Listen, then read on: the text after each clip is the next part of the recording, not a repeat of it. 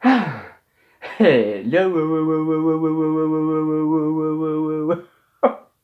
Hi everyone and hi to random content.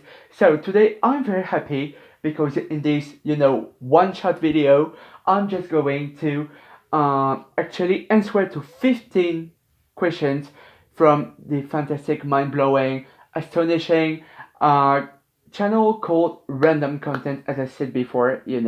So let's start with the very first question. So what got you into magic? Because for those who don't know it, it's possible. I've been a professional magician for almost 11 years now, and I do magic professionally. I do take part into wedding celebrations, into birthdays, into Christmas fairs, and all this kind of stuff. And so, yeah, I'm very happy to be able to be, able to show my art to a lot of people. And so, what got me into this art?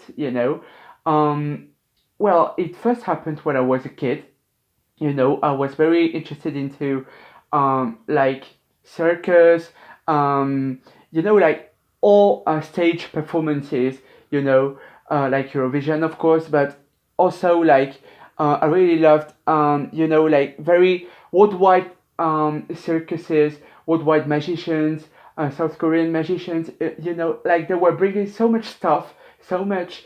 Um, talent into the stage, and I was completely mind blown by what I saw. I was like, okay. And then first started to tell to my mom, mommy, I really would like to do this too. And she was like, this is so complicated. You have to work a lot. You have to waste a lot of time, spend time to dedicate personal and school time to do this. And I was like, no matter what, I want to do it. So she, signed me up, if I can say so, to a first competition of magic. And I was like, okay, I'm 12 years old, but so I was like completely into this like contest, and I ended in the second place, so I was like very happy. And so thanks to this contest, a lot of things then happened. I've been called to take part into other festivals in France. So it first happened with my mom just describing me and just, my mom applying for me into contest. Isn't it amazing? So yeah. So can you please do a magic trick for us? So of course I'm going to do something, very magic and beautiful. As I said, this is a one-shot video, but we're going to try something out. So this is a deck of cards. I'm just going to. Okay, fantastic, fabulous. I'm very well placed. So, I'm just going to shuffle the cards to first start. Fabulous. So, this is the American shuffle. So, I also have a joker, you know. And the French one is apparently that one.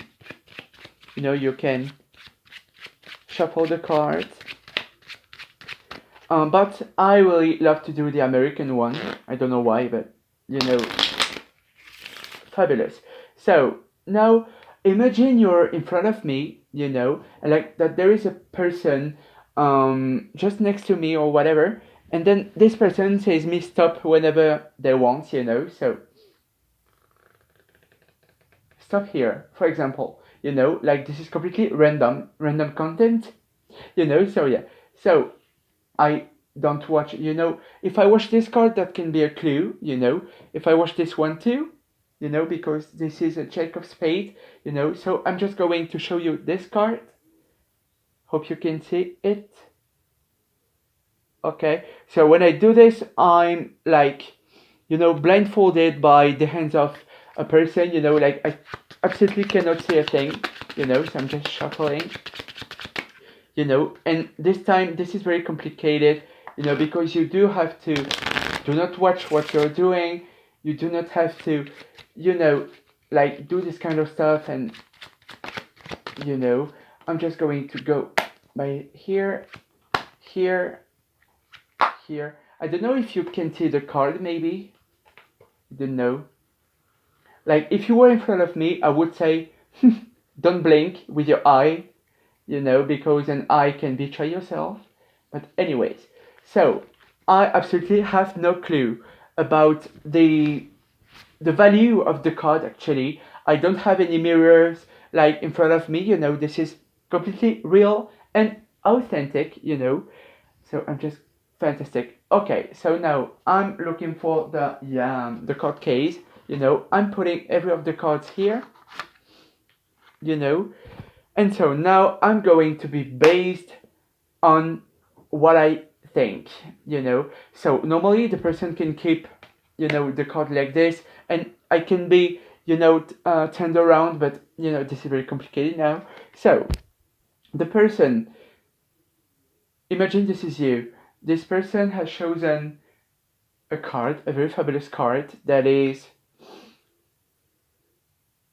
I think, a red colored card.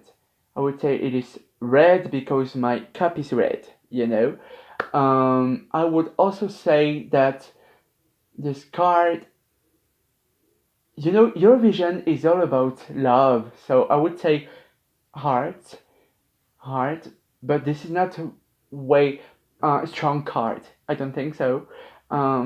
It's kind of a weak card. I really would say maybe that it's not the ace, of course, because the ace is very powerful. I would not say this is the two of hearts. But I do think that the three of hearts is a very beautiful card.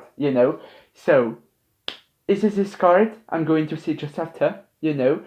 And so I've been doing this trick for like 4 years now, and so I kind of know how to do it. This is so complicated to do. You have to work on mentalism and everything. So yeah, so this is what I do. But this is very complicated on the camera because there is nobody, and you can be, oh, he's watching. No, I'm not watching at all. So fabulous. So what do you prefer? So question 3, what do you prefer, magic or Eurovision? This is so hard because I really love both of them in a different way, but I would say that I prefer magic over Eurovision because Eurovision is it's not real, but this is a one-night event, whereas magic is taking part into my life has been actually taking part for 10 years, so I kind of know better magic than Eurovision, but yeah, I love them both, actually. This is so hard. So how long have you been doing ventriloquism? So ventriloquism is the fact of speaking with a puppet, without moving your mouth and, giving the feeling of have double personality voluntarily, So I've been doing this for 4 years, I'd say. 2020, yeah, 4 years already, so yeah. So do a little bit of ventriloquism. Of course, I've prepared tomato. So tomato is my friend, it's my buddy, it's everything for me. Hola! Tomato, don't say hola, just say, I don't know, bonjour, buongiorno, I don't know. Buongiorno a tutti. Oh my god. So this is Tomato. He's wearing... what are you wearing, Tomato, actually? A green hat. Yeah, a green hat. And then blue hairs. Not hairs, but hair. Blue hair. Oh yeah, blue hair. Fantastic. And what then are you wearing? A yellow jumper. Yeah, a yellow jumper. And then what are you wearing? A polka dot. Pants? Yeah, you can say pants, you can also say trouser, But do you know for which channel are we speaking to? I don't remember. Tomato, we are speaking to random content. You know, you just know it. So yeah, yeah. So Tomato, I think it's time to leave now. You have to sleep. Oh yeah. Oh, Tomato, please articulate. I am so tired. I've had enough. I want to sleep. You know. Tomato, you know. So yeah, so this is what I do. What I do. What I do. What I do. Okay, bye bye. Yeah, bye bye. You know, so yeah. So where are the questions? Yeah. So this is what I, kind of do. So Tomato is completely sleeping, so you know. So yeah, now about Eurovision. When did you start to follow Eurovision? I've started to follow Eurovision. Well, I've been following this for like since 2011, so almost like 9 years. And my very first Eurovision was in 2005. I was 6, and that was fabulous for me, seeing all these dancers coming from the entire world singing on the stage. So yeah, so my very first Eurovision was in 2005, but I was too young to remember everything, so it was in my very first in 2011. Who are some of your favorite Eurovision 2020 songs? So I really love the song from Switzerland, Je donne ma langue au chat, répondez-moi. This is a beautiful song. And then I really love like the song Let Me Be Your Supergirl. Na, na, na, na, na, na. I love Grease. I love Salove, Salove a lot. And I also love I Feel That I'm on Fire, from Lithuania. And so yeah, and then I also love Russia. I loved Spain actually. I loved Italy a lot, and I loved Albania, Azerbaijan, and Armenia. Yeah. So that's it for now. So have you heard that France is bringing the new national final? Obviously, Ken Carter showed his interest in this national final, but who do you want to see in this national finale?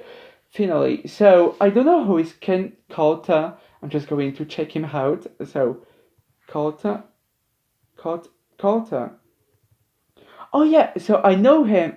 Okay. So yeah, he's coming from Tahiti, but actually I didn't know him like at all, So I'm so sorry. But yeah, actually we are actually to have like a one night event, but that will be, from what I've understood, located in several parts of France. So I'm very happy because it will not be into Paris.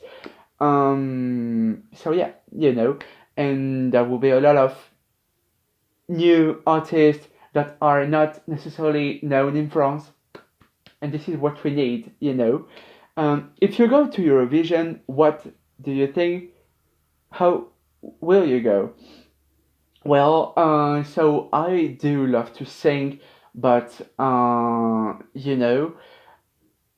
well, let's hope for France that I'm going to reach top 5, because France needs it. We haven't won for a long time, so let's reach top 5 at least. So yeah. Who is or what is your favorite French Eurovision song ever? I would say Merci from Madame Monsieur, with Merci, Merci. Or then I would say, like French song, it's Répondez-moi, but from France, Alma, I would say, because j'ai cherché, I've heard it a lot, so I'm kind of having enough. But yeah, I would say Merci. Yeah. Or L'oiseau et l'enfant from Marie Myriam. Comme un enfant aux yeux de lumière. This is the last song that actually won for France, so yeah.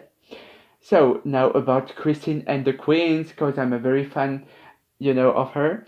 Why do you like Christine and the Queens? So I like this woman because she's a real artist that has, um, a message to defend. Actually, she has a message to get across, and she's actually a very strong woman that is against all feminist and all femininity codes. She is defending a lot of causes. She is so talented. When she's writing in French, she's using metaphors, she's using oxymorons, like ways of writing that I really love. She's like doing collabs with unexpected artists too. And first of all, she's completely, how can I say, underestimated and under-recognized. So, this is great to speak about her sometimes. And yeah, so she has go from a long-haired lady into a very short lady that is way more masculine and more self-confident. So I love her new character. I love Chris, the song Chris. No, it's not Chris. Girlfriend. There is, yeah, Dem dis-moi. Yeah, in French this is Dem dis-moi, and the character is Chris. So yeah. So what is your favorite song by Chris? So Dem dis-moi in French, that is girlfriend in English. I also love Here, like here is where everything happened. This is so beautiful. I love Narcissus is back.